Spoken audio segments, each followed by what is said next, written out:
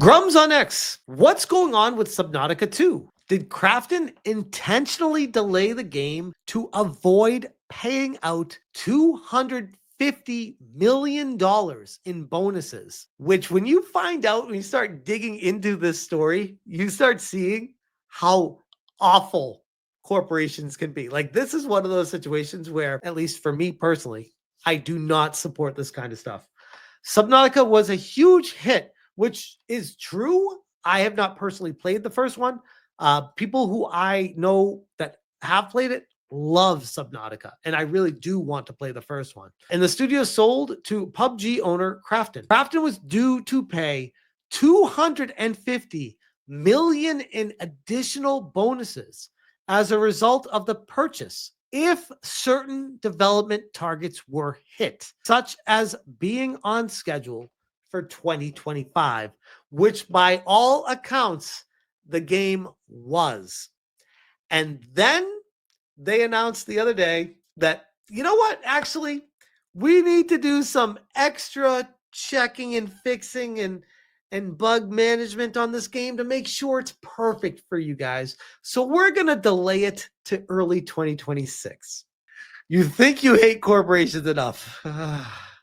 The founders were dismissed this week, and Krafton says the game is delayed and pushed back a year. Charlie and the other founders, as well as the team, are taken completely by surprise. Charlie says they were on schedule and on track for early release. This move certainly is sus. Krafton stood to gain more by delaying the game, ready or not, and save $250 million by bilking the founders and developers. If they did, expect a huge lawsuit.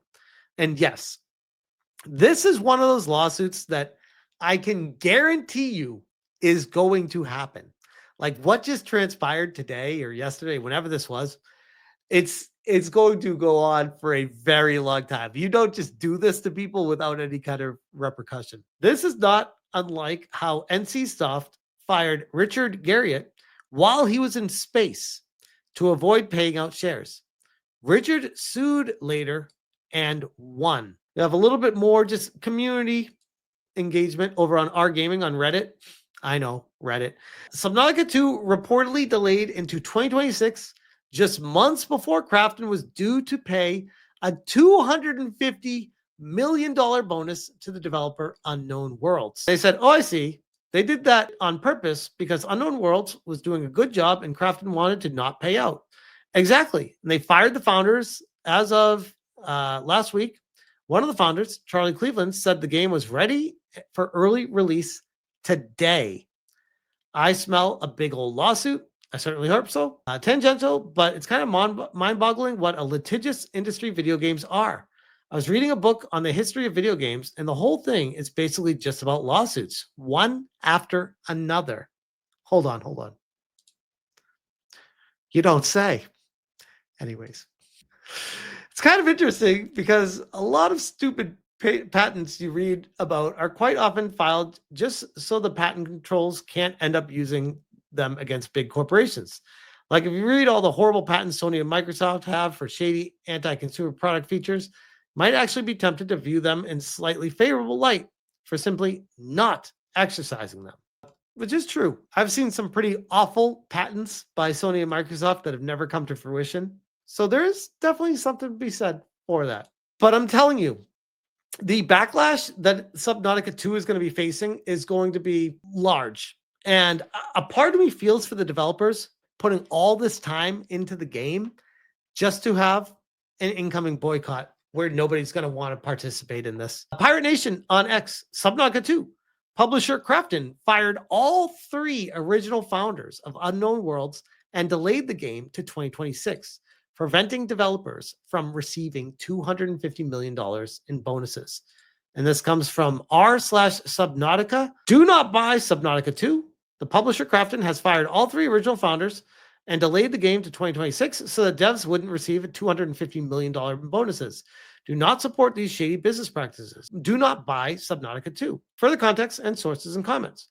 Just over a week ago, co-founders of Unknown Worlds, Ted Gill, Charlie Cleveland, and Max McGuire were fired abruptly and without reason. It's important to note that they had little involvement in the development of Subnautica 2 itself. The community was given no reason why, and we can only continue to speculate. However, today, Krafton delayed Subnautica 2 to 2026, despite developers maintaining their original deadline as soon as 2 days ago. It's also been revealed that had Unknown Worlds reached a quota this year, they would have received $250 million in bonuses that would be spread to all staff. Krafton, by the way, if you're not too familiar with them as the PUBG owner, I made a video on Subnautica 2 probably 6 months ago now, something like that, about just how woke the company is with Krafton and how it's injecting a lot of DEI throughout the entire game. And even back then, I was getting shit from people about, ooh, this game is kind of sketching me out right now. There's a lot of red flags 6 months ago with all the DEI BS that they were pushing into it. And then we hear this today, and I'm like, damn, not only is Krafton pushing DEI, injecting everywhere they can, but they're also bending over their developers every chance they can, which is completely messed up. And then this comes to us from, well, Pirate Nation, who says, Krafton to avoid paying $250 million bonus to devs by delaying Subnautica 2, the number 2 most wish-listed upcoming game on Steam. This goes to Bloomberg. Krafton delays Subnautica 2 game ahead of $250 million payout. The South Korean publisher announced last week that the CEO and founders of Subnautica studio Unknown Worlds were departing, but didn't say why. PC Gamer. Subnautica 2 publisher Krafton confirms 2026 delay. Says the change, quote unquote, was not influenced by any contractual or financial considerations. Hey, I got a bridge to sell you guys. This is so absurd to think that just 2 days ago, the developers working on the game confirmed that it's ready to go in 2025. Fast forward 2 days later, the 3 co-founders are dismissed without any kind of explanation.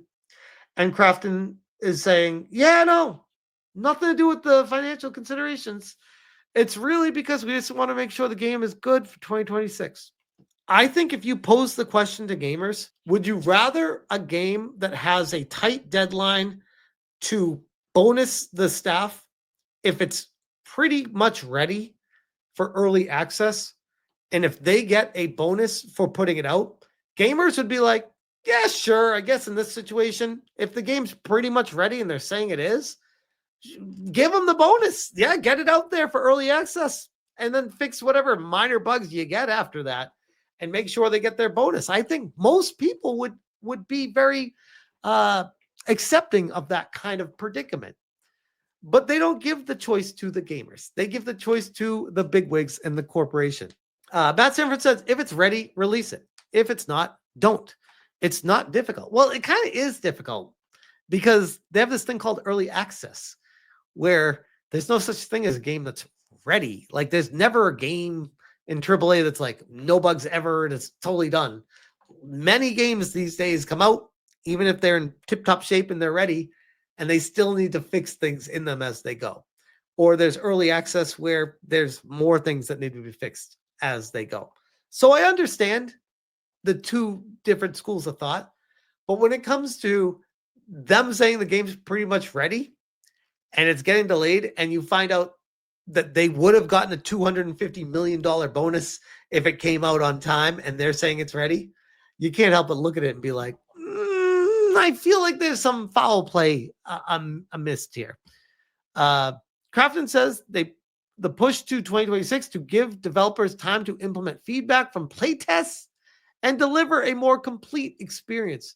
Guys, I don't know about you, but if I was a developer working on this game and Krafton just did this to me, I'd be like, yeah, I might just want to pull one of those silent quit where I'm trying, I'm pedaling the bike, but not getting anywhere. I'm just kind of spinning the tires because I would have the biggest F you to the corporation ever, I would get the money from them one way or the other, because you don't take money from people. That is the one thing you don't do.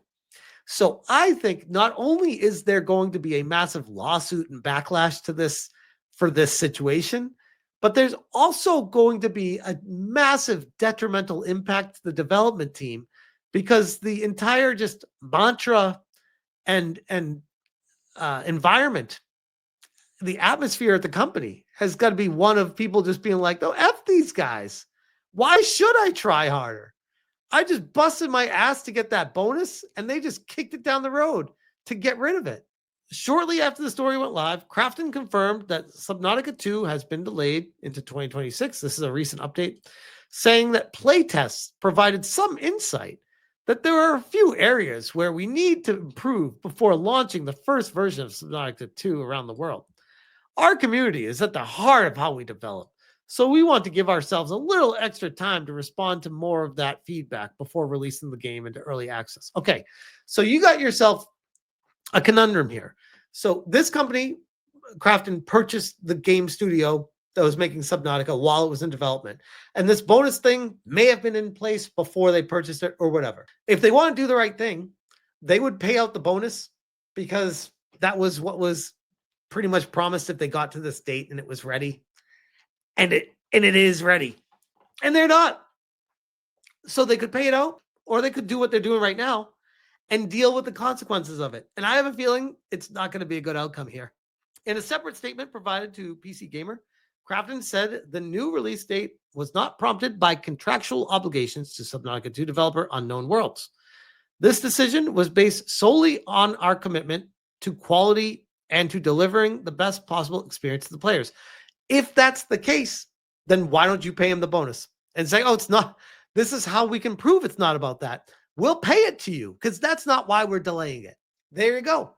Money talks. You're lying. It was not influenced by any contractual or financial considerations. Additionally, the decision has already been under discussion prior to recent leadership changes at the studio. Hey, I wonder if those three founders might have been pushing back a little bit, saying, "Hey, you better damn well pay that bonus, because there's going to be a problem at the studio, because we promised that to our developers and they worked their ass off to get this ready for this date, and it's ready. And now you guys are pushing it later. There's going to be problems." And Krafton was probably like, "Okay, the three of you are dismissed." The Unknown Worlds leadership had reportedly planned to split the bonus with all the studio's roughly 100 employees. Payouts worth hundreds of thousands or even millions for some. They're not saying dollars, though, but they do have a dollar sign here. So I assume, even though it's a Korean company, I assume it's $250 million because of the dollar sign here. And hundreds of thousands or millions. Those leaders, M dash, Subnautica designer and director Charlie Cleveland, CEO Ted Gill, and studio co-founder Max McGuire, M dash, were unexpectedly shown the door last week. When asked during that town hall whether delay was made so Krafton could avoid paying the bonus, Papadopoulos said he's not familiar with the specifics of the deal to acquire Unknown Worlds, but that it's never been told to me that we're making this change specifically to impact any earnout or anything like that. This is so disingenuous, it's not even funny. So we are to believe that the people in charge of Krafton purchased the studio and had no idea that there's this bonus of $250 million. That's insane. There's no way.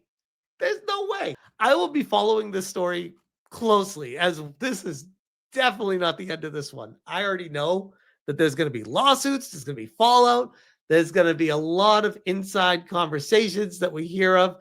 And if anyone works on Subnautica 2 and wants to reach out at info@smashjt.com and provide actual credentials that you work there and give me some insight that you want me to get out there, I am more than happy to be that soundboard for you.